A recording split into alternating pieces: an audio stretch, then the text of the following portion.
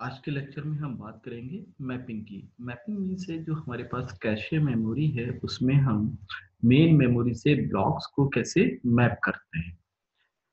The main function determine how memory blocks are mapped to cache lines.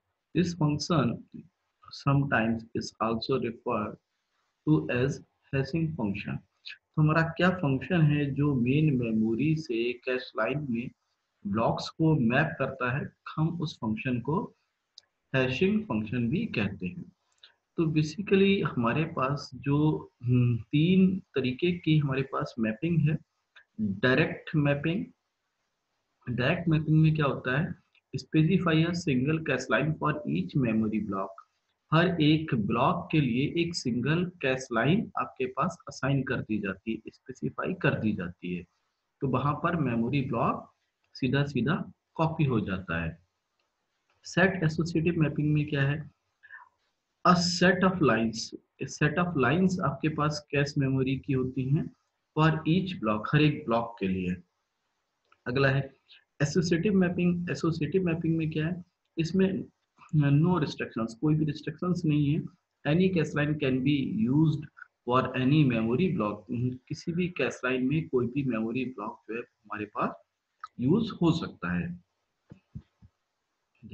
ये आपके पास cash lines है जो cash के आपके देखो एड्रेसेस हैं, ये बेसिकली ये 0, ये 1, ये 2, ये 3 एंड सो ऑन। तो 0 वाइट 0 यहाँ होगा। वाइट 0 मीन्स एक लाइन में आपके पास एक वर्ड होगा पूरा जो आपके पास 4 बाइट का होगा। 0 1 2 3 0 बाइट यहाँ आ जाएगा। तो 4 बाइट का एक वर्ड आपके पास यहाँ पर कंप्लीट होगा। अब जो आपके पास मेन मेमोरी है, ये मेन मेमोरी का एड्रेसेस हैं, 0 से लेके डिफरेंट डिफरेंट एड्रेसेस। अब इसमें ब्लॉक्स हैं आपके पास, तो 1 2 3 4। तो आपके पास ऐसे ये 4 एड्रेस का मिला के एक ब्लॉक बना दिया गया, ब्लॉक 0, ब्लॉक 1, ब्लॉक 2। ऐसे ये डिफरेंट डिफरेंट ब्लॉक्स हैं आपके पास। तो आपके पास जो एड्रेसेस बेसिकली है, तो उस एड्रेसेस को, फिजिकल एड्रेसेस को ब्लॉक में यहाँ पर तोड़ दिया गया है।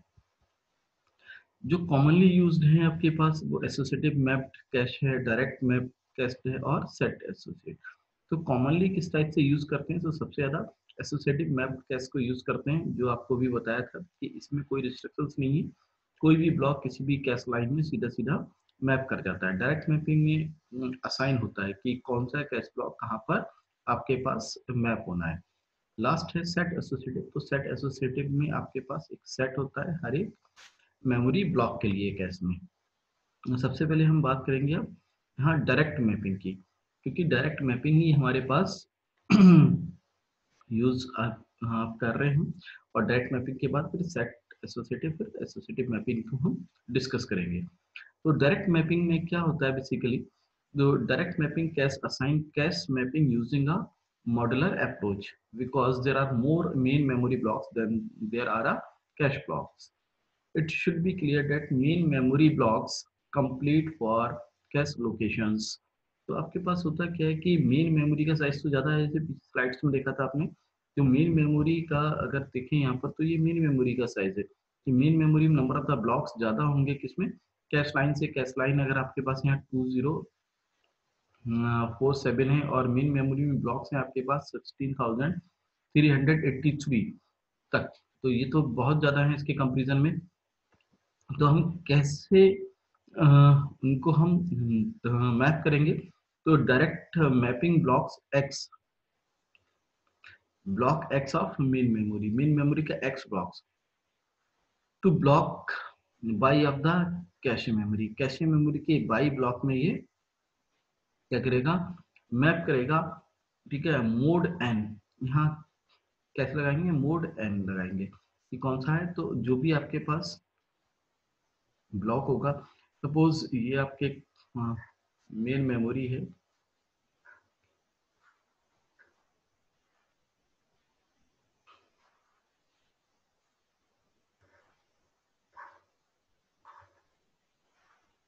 मेन मेमोरी में ये ब्लॉक नंबर 0 है, 1 है, 2 है, सपोज ब्लॉक नंबर 3 है, 4 है, 5 है, 6 7 8, 8 ब्लॉक्स हैं आपके पास। और ये आपकी कैशे मेमोरी है। कैशे मेमोरी में केवल आपके पास चार ही ब्लॉक आ सकते हैं, 0 1 2 3। तो अब क्या होगा, तो ये कैसे हम रखेंगे कैशे मेमोरी, तो एन आपके पास total number of the blocks in cache memory. तो कैशे मेमोरी में तो एन की वैल्यू होगी 4। ठीक है, आपके पास x of the main memory block. तो मेन मेमोरी का कोई भी ब्लॉक अगर यहाँ पर करते हैं तो उसको मॉडुलर किससे करना पड़ेगा, 4 से। तो जीरो को तो कोई प्रॉब्लम नहीं है, जीरो सीधा जीरो पर मैप हो जाएगा, 1 ब्लॉक यहाँ मैप हो जाएगा, 2 यहाँ मैप हो जाएगा, थर्ड आपके पास यहाँ मैप हो जाएगा।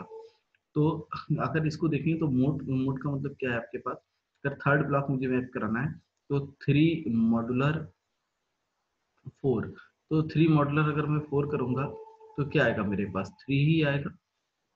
ठीक है, अगर मैं 4 मॉडुलर 4 करूंगा तो क्या आएगा मेरे पास, 0 आएगा। मीन्स जो 4 नंबर का ब्लॉक है वो कहाँ पर मैप करेगा, 0th लोकेशन पर अगेन। ऐसे ही अगर मेरा 5th ब्लॉक है तो 5 मॉडुलर 4 करा मैंने तो आया 1। इसका मतलब है आपके पास जो 5 नंबर पर ब्लॉक है उसको मैप करना पड़ेगा मुझे फर्स्ट नंबर पर। ऐसे 6 मॉडुलर 4 मीन्स 2 बचेगा। तो जो 6th ब्लॉक होगा वो कहाँ आएगा, 2 नंबर पर। तो इस टाइप से ब्लॉक हमारे पास मैप होते चले जाएंगे। ठीक है, अब आपके पास यहाँ पर देखिए, अगर हमारे पास जो ब्लॉक एड्रेस है, हर एक ब्लॉक का अपना एक एड्रेस है मेन मेमोरी में। तो आपके पास जो कैश लाइन है, इस डायरेक्ट को और यहाँ एक्सप्लेन किया है। जो कैश लाइन है, कैश लाइन में 0 1 2 3 3 हमारे मीन्स हमारे पास 4 आपके पास कैश लाइन है, मीन्स 4 ब्लॉक्स हम मैप करा सकते हैं। और मेन मेमोरी में हमारे पास ये ब्लॉक्स का एड्रेस है, जो ब्लॉक नंबर दिया है। अगर देखें तो हर एक ब्लॉक यहाँ कैसे मैप होगा, 0 तो 0 पर मैप हो जाएगा, जो ब्लॉक नंबर 1 है वो 1 पर मैप हो जाएगा, 0 0 पर मैप हो जाएगा, 1 जो है वो 1 पर मैप हो जाएगा, 2 जो है वो 2 पर मैप हो जाएगा, 3 जो है वो 3 पर मैप हो जाएगा। अगर 4 ये ब्लॉक है तो इस ब्लॉक को हम कहाँ रखेंगे कैश में, तो इसके लिए भाई मॉडुलर। टोटल यहाँ पर कितने आपके पास ब्लॉक हैं, 4। एन हो गया आपके पास 4। तो इस 4 को फिर 4 से डिवाइड किया, 4 रिमाइंडर 4, तो रिमाइंडर 4 कितना आएगा, 0 आएगा। तो सीधा सीधा इसका मतलब है कि जो ये आपके पास ब्लॉक है ये 0th वाले ब्लॉक पर मैप होगा। इधर कैश लाइन लिखी है कि किस कैश लाइन में ये मैप होना है, तो इसको मैप कहाँ होना है, 0th ब्लॉक पर। 5 आएगा तो 5 रिमाइंडर करके देखिए आप, 5 रिमाइंडर 4 का मतलब कितना हुआ, 1। तो आपके पास जो 5th ब्लॉक है वो कहाँ पर आएगा, 1 पर। तो 5th कहाँ पर मैप हुआ, 1 पर। इसी वे में 6 जो मैप होगा वो कहाँ होगा, 2 में। सेम वे में 7 3 पर मैप हो जाएगा। तो इस टाइप से ये मैपिंग आपके पास चलती रहेगी। अब है आपके पास मैपिंग फंक्शन। मैपिंग का जो फंक्शन जो हमने शुरू में बात की थी कि हैश फंक्शन हम बना लेते हैं, तो मैपिंग फंक्शन जो है, अब ये क्या होगा, सबसे पहले यहाँ पर आपके पास कैश में एक वैलिड बिट है। वैलिड का मतलब है कि जो एड्रेस कैश के अंदर है वो वैलिड है, वो अभी यूज होने वाला हो सकता है। सेकंड यहाँ पर है आपके पास एक वैलिड बिट को 0 या 1, दो चीज लेंगे आप। अगर वैलिड बिट मेरे पास 0 है, इसका मतलब कैश में जो भी डेटा है वो वैलिड डेटा नहीं है, वो data, that data can not be use. तो सबसे पहले कैश में जब कोई भी डेटा हम मेमोरी से हम लेके आ रहे हैं, फैच होकर मेमोरी से नहीं आया, तो क्या होगा कैश में, उस टाइम ये वैलिड बिट 0 ही होगा। 1 का मतलब है वैलिड बिट का कि जो भी कैश का टैग है या कैश में जो डेटा है वो कैसा है आपके पास, वैलिड डेटा है। अब जो हमारे पास एड्रेस है मेन मेमोरी का, वो एड्रेस को हम 3 पार्ट में डिवाइड कर देते हैं, कैश टैग, कैश लाइन और बाइट ऑफसेट में हमारे पास। ठीक है, ये 3 पार्ट में डिवाइड हो जाता है हमारा जो एड्रेस है मेन मेमोरी का।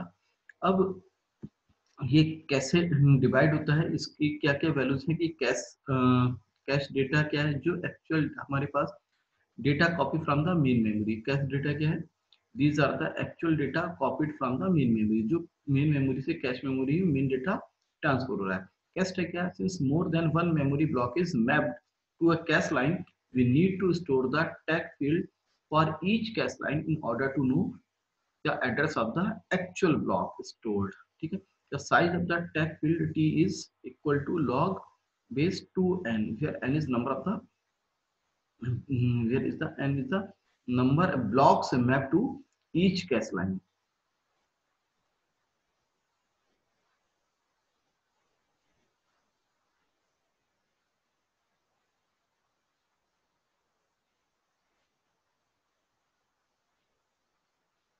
ठीक है, तो जैसे अभी पिछले हमने पढ़ा था कि कैश मेमोरी में हमारे पास कोई भी ब्लॉक मैप होता है, तो एक्चुअल ब्लॉक कौन सा मैप हुआ है, ये एक्चुअल वैल्यूज की जानने के लिए कि ब्लॉक नंबर कौन सा मैप हुआ है, हम क्या देते हैं, टैग दे देते हैं। जैसे आपके पास पीछे पहुंचते हैं, अगर मुझे ये पता है कि अगर ये नाइन्थ जो ब्लॉक है इसको मुझे स्टोर करना है, तो 9 रिमाइंडर 4 कितना आएगा 1।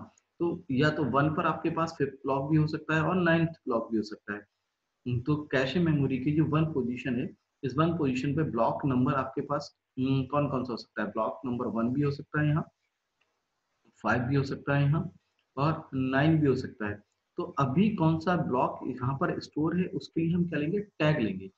टैग क्या होगा कि नंबर ऑफ द ब्लॉक्स कितने हैं उसके बिट्स के अकॉर्डिंग टैग आ जाता है हमारा, और टैग के अकॉर्डिंग ही हम उसको, जो टैग फील्ड है कितने होगा ब्लॉक, जितने ब्लॉक्स हैं उससे टैग फील्ड हमारा निकल जाएगा। वैलिड बिट तो पता ही है कि अगर जो कैश में पहले से डेटा है वो वैलिड है तो उसे वैलिड बिट बोलेंगे, अदरवाइज उस बिट की वैल्यू वैलिड बिट की 0 हो जाएगी आपके पास। अब डायरेक्ट मैपिंग में जो आपके पास, ठीक है, लीस्ट सिग्निफिकेंट बिट, जो बी बिट्स आपके पास यूज हो रहे थे, जो वाइट ऑफसेट है into a block, the block size is capital V bytes. The number of the bits for the bytes offset is given by, अगर जब ब्लॉक का साइज कितने बाइट का है, जैसे 4 बाइट का एक ब्लॉक है, अभी हमने 4 बाइट्स का एक ब्लॉक यूज किया था, तो जो हमारे पास बिट ऑफसेट है स्मॉल b, वो log 2 बेस पर b हो जाएगा। तो ये log 2 बेस पर 4 मीन्स 2 आ गया आपके पास। The next C bits are used to identify a cache line. Next C bits are used to identify the cache line. Cache line को करते हैं कि कहाँ कौन सा ब्लॉक कहाँ पर पूरा कैश लाइन में पूरा हो रहा है। If the number of the cache line is C, total cache lines कितनी C हैं, we can get small c is equal to log base 2c। अब आपके पास 3 पार्ट में डिवाइड था, तो ये किससे निकला आपके पास, number of the cache line, ये आपके पास मिला कि कैश लाइंस कितनी है टोटल, वहां से सी बिट्स आ जाएंगे। सपोज जस्ट लास्ट एग्जांपल में लेते हैं कि हमारे पास कितने थे, 4 कैश में ब्लॉक्स थे, तो स्मॉल सी कितना हो जाएगा, log 2 बेस 4, ये भी 2 बिट्स का आ गया हमारे पास। रिमेनिंग जो टी बिट्स होंगे इन दोनों को हम वहां से माइनस करते हैं, सी प्लस स्मॉल बी, तो टी बिट्स टोटल आ जाएंगे कि आपके पास टोटल, ठीक है, तो T bits are used to cache tag के लिए यूज हो जाएंगे, ठीक है। As be show next, cache memory would have to store this tag information for each cache line in order to identify the memory block stored in the cache line। तो total हमारे पास जो bits होंगे address के उसमें से minus कर देंगे तो हमारे पास टेक्स्ट लाइन निकल के आ जाएगी। एग्जाम्पल से और चीज क्लियर हो जाएगी। Consider for the cash of a main memory consisting of 4K blocks, 4K blocks हैं आपके पास, ठीक है। Cache memory consist of, cache memory में कितने ब्लॉक्स हो रहे हैं आपके पास, केवल 128 ब्लॉक्स ही मैप हो पाएंगे। ब्लॉक का साइज कितना दिया है, 16 वर्ड्स का दिया है, तो बी कितना हो गया, ब्लॉक साइज आपके पास हो गया 16 वर्ड। सी कैश का साइज आपका हो गया 128। मेन मेमोरी का साइज कितना हो गया, 4K ब्लॉक्स। अब मेन मेमोरी की एड्रेस लेंथ निकालनी, टोटल एड्रेस लेंथ कितनी हो जाएगी, log 2 बेस 4K इंटू 16, सीधा 16 बिट्स की आ गई। Bytes offset small b log 2 base b, पीछे भी बताइए पूरा फार्मूला, log 2 बेस 16 निकाला आपने, 4 बिट्स की आ गई है। कैश सी log 3 बेस c 128 ब्लॉक्स हैं, क्या गया 7 बिट्स, ठीक है। टी रिमाइंडर बिट्स निकल के, मेमोरी की लेंथ निकल गई थी, कितने बिट्स की आई थी, 16 बिट्स की आई थी आपके पास। 4K और एक बिट का साइज था 16, तो 4k इंटू 16 कर दिया था हमने। तो आपके पास रिमाइंडर बिट्स कितने हो, 16 माइनस 4 प्लस 5 बिट्स हो गए। और फिर टैग आप निकाल सकते हैं log 2 base m divide by c। m कितना है आपके पास, m divide by c। m है आपके पास 2 की पावर 2 इंटू के means 10, divide by c, c कितना है 2 की पावर 7 मीन्स 5 बिट्स भी आ गया आपके पास। इससे भी आप फाइंड कर सकते हैं। एग्जाम्पल देखेंगे इसका, और इजी एग्जाम्पल। इस इजी एग्जाम्पल में हम देख सकते हैं सीधा सीधा। अभी हमारे पास जो ब्लॉक्स हैं आपके पास मेन मेमोरी में, वो ब्लॉक नंबर 0, 1, 0, 8, 0, 8, 0, 4, 0, 4, 0, 4 जिसकी जरूरत है आपके पास सीपीयू को। अब आपके पास ये आपका सीपीयू हो गया, ये आपके पास कैशे मेमोरी है, और ये आपकी मेन मेमोरी है। मेन मेमोरी है। अब सीपीयू को जो मेमोरीज के ब्लॉक्स चाहिए आपके पास, वो सीपीयू ब्लॉक्स की नीड कर रहा है। तो ब्लॉक नंबर 0, ब्लॉक नंबर 4 कहीं होगा, 4, और ब्लॉक नंबर 8 उसको ये चार चाहिए अगेन। अब यहाँ पर सीपीयू कैशे मेमोरी में 0, 1, 2, 3 चार ही आ सकते हैं। तो अब सीपीयू ने जब कैशे मेमोरी के पास जाएगा, तो कैशे मेमोरी के पास में 0, तो स्टार्टिंग में तो 0 नहीं होगा, मिस होगा, तो 0 यहाँ से मैप हो गया कैशे मेमोरी को और सीपीयू को मिल जाएगा।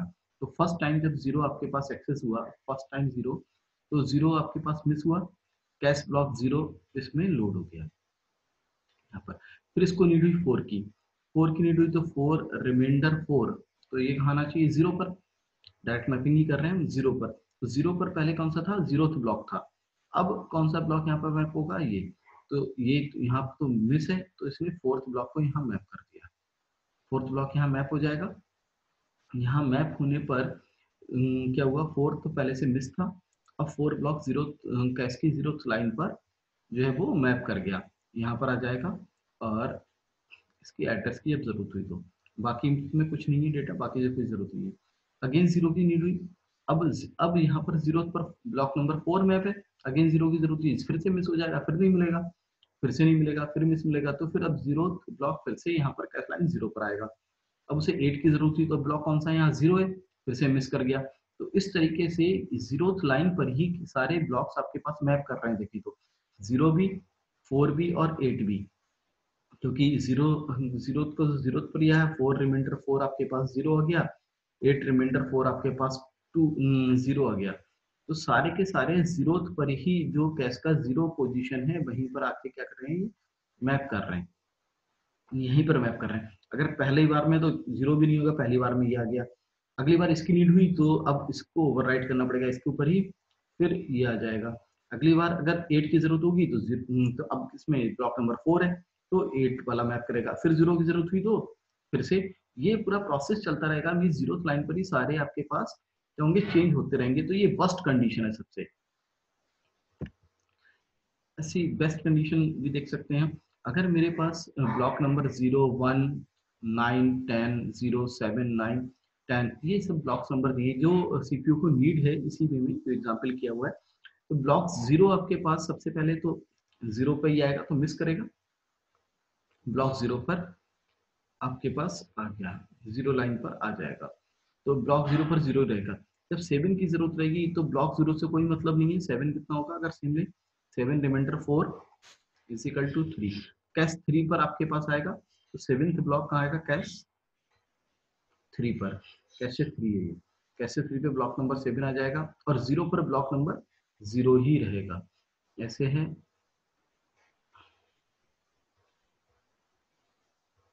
कैशे मेमोरी का जो 0 लाइन है, यहाँ ब्लॉक 0 आ गया है, ठीक है, 1, 2, 3, और 7th कहाँ पर आया आपके पास, थर्ड पर, थर्ड पर यहाँ ब्लॉक 7 आ जाएगा, मेन मेमोरी का ब्लॉक 7। तो यहाँ तो 0 ही रहेगा 0 लाइन पर, और थर्ड पर 7 आ जाएगा। जैसे ही 9 आएगा, तो 9 रिमाइंडर 4 करिए आप, तो 1 आ जाएगा, तो 1 पर आ जाएगा आपके पास 9, ये कैसे 9, 1 में। 10 आएगा तो 2 आ जाएगा रिमाइंडर, तो 10 आ जाएगा, ये 10 आ गया। अब 0 पर 0 है, 9 है, 10 है, 7 है, 0 हो गया, यहाँ पर ब्लॉक 9 होगा और यहाँ ब्लॉक 10 हो गया, ये ब्लॉक, ये ब्लॉक। अगर अब मैं यही इसी की बार बार जरूरत पड़ती रहे सीपीयू को, इन्हीं ब्लॉक्स की 0, 9, 10 और 7 की, तो क्या होगा, ये कैसे मेमोरी में अगेन अगेन मिल जाएंगे, तो ये मिस होगा नहीं बार बार उसको। पहली बार में तो मिस हो गई, पहली बार में तो कैसे मेमोरी में होगा ही नहीं, पहली बार में तो कैश मेमोरी में आया, तो ये फर्स्ट टाइम मिस हुआ, first time miss, first time, first time miss. अब जैसी 0 की जरूरत होगी तो ब्लॉक 0 पर होगा, हिट हो जाएगा। 7 की जरूरत होगी तो 7 कहाँ होगा आपके पास, ये कैशे मेमोरी की थर्ड लाइन में होगा, तो ये हिट कर जाएगा, थर्ड लाइन में 7 मिल जाएगा आपको। तो ऐसे ही ये सारे के सारे कैशे मेमोरी में मिलते रहेंगे, तो ये बेस्ट कंडीशन कहलाएगी जब कैश मेमोरी में सारे के सारे ब्लॉक मिलेंगे। तो टोटल अगर हमने यहाँ पर 12 टाइम्स किया तो 12 में से 8 टाइम्स मिल जाएगा, तो यहाँ पर हिट आपके पास रेशियो कितना हो जाएगा, 8 डिवाइड बाई 12। ये आपने 12 बाय उसको सर्च किया कैशे मेमोरी जिसमें से 8 टाइम मिल गया, तो बेस्ट आपके पास ये आ जाएगा 67%। Thank you for watching this video.